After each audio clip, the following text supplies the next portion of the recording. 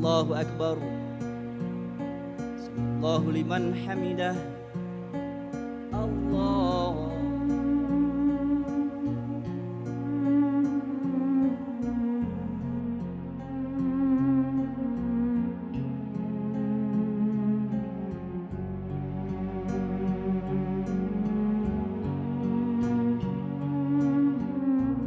A'udzubillahi minasyaitonirrajim. Bismillahirrahmanirrahim.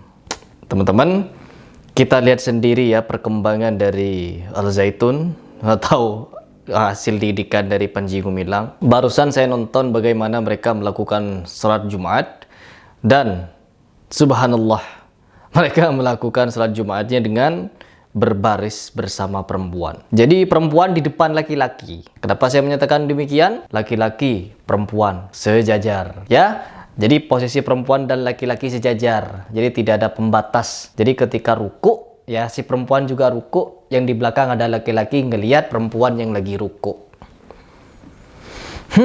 Ketika sujud juga demikian, teman-teman. Ya, seperti video di sini. Ini mengandung banyak sekali syubhat, di mana di situ perempuan dan laki-laki disuruh sejajar berdirinya dan tidak ada pembatas. Ya Allah. Padahal kalau kita sedang mendirikan sholat dengan orang yang bukan mahram atau muhrim kita, maka itu harus ada pembatas, teman-teman. Agar apa? Untuk menghindari sesuatu yang tidak diinginkan. Apa itu? Lirik-lirikan. Apalagi di situ remaja semua. Ya Allah. Bagaimana cara kita menjaga pandangan apabila seperti itu? Ya Allah. Hukum sholat Jumat, laki-laki dan perempuan itu sama-sama sah, boleh. Apalagi perempuan mau sholat Jumat, maka telah gugur sholat zuhurnya. Artinya sholat Jumatnya sah, ya. Dan di sini saya tidak mempermasalahkan sholat Jumatnya, teman-teman. Ya, sekali lagi, sholat Jumatnya tidak bermasalah di situ. Yang bermasalah adalah khutbahnya, di mana mereka masih menyebutkan bahwa qala Rasulullah sallallahu alaihi wasallam fil Qur'anil Karim. Mereka masih mengucapkan hal seperti itu dalam khutbahnya. Yang nyuruh siapa? Panji Gumilang. Sholat Jumat, perempuan juga ikut sholat Jumat dan berdiri sejajar dengan laki-laki. Siapa yang nyuruh? Panji Gumilang juga. Allahu Akbar. Memang di sini Panji Gumilang ini secara sengaja, ya. Kalau saya lihat memang secara terang benderang dia ingin melakukan ibadah seperti itu. Cara-cara yang sebenarnya Rasulullah SAW menyarankan untuk tidak seperti itu. Apa? Yaitu perempuan di depan, perempuan sholat Jumat. Rasulullah tidak menganjurkan, meskipun boleh, Rasulullah tidak menganjurkan. Dan terlebih lagi, teman-teman, kalau saya melihat, coba perhatikan. Nih, perhatikan nih cara sholatnya Panji Gumilang. Ketika dia berkhutbah sampai urat nadinya keluar, lantang, tegas, nunjuk-nunjuk, mau menggelar karpet merah bagi siapapun yang datang, berdiri, tegak, gagah. Tapi ketika sholat, dia duduk.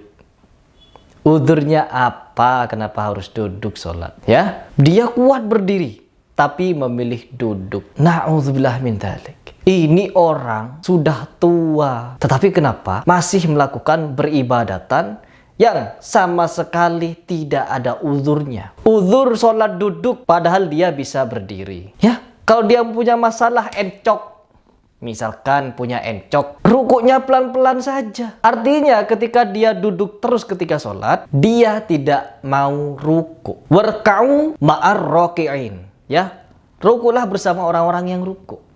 Istilahnya apa? Kalau kamu bisa berdiri, maka berdirilah. Ya, bukan kalau kamu bisa berdiri ketika pidato, lalu ketika sholat duduk. Ini sholat akal-akalan, ya. Ini sholat akal-akalannya Panji Gumilang, di mana dia melakukan sholat yang sebenarnya dia mampu untuk melakukannya seperti biasanya orang sholat. Berdiri, dia berjalan, dia bisa berjalan itu. Artinya kalau dia bisa berjalan, lututnya normal, pinggangnya normal dia. Tapi apa? Allah tidak punya uzur, sholat milih duduk.